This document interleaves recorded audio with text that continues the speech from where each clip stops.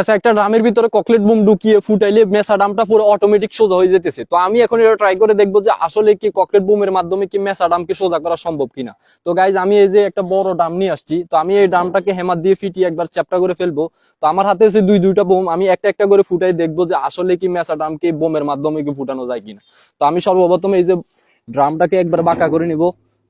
বিসমিল্লাহির রহমানির রহিম। তো গাইস, ছাদের মধ্যে বাড়ি দিলে অনেক ভাইব্রেট করে, তো আমরা এটাকে নিচে নিয়ে আসছি। তো আগে আমরা এটাকে মেসা করে নিই।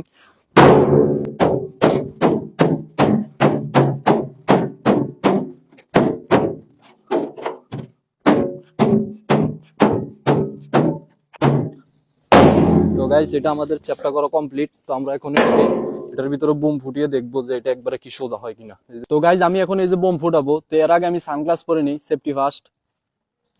তো আমি সর্বপ্রথম আগে একটা ফুটাই দেখি যে আসলে কি এটা সোজা হয় কিনা। তো আমি এটাকে একবারে সমানভাবে বসাই নিই যাতে ভিতরে না পড়ে। আগুন ধরে আমি হাত দিয়ে ভিতরে ঢুকাই দিব।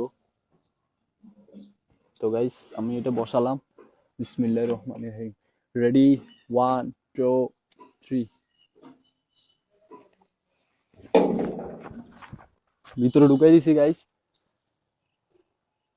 তো গাইস, আমরা এই যে বোমটা মারছি এটা ফুটে নাই, তো আমাদের কাছে আরো একটা বোম আছে। তো আমরা এটা ফুটাই দেখি।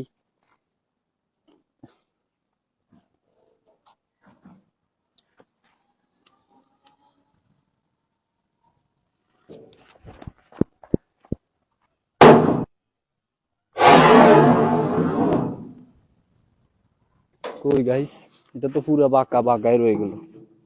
নাও।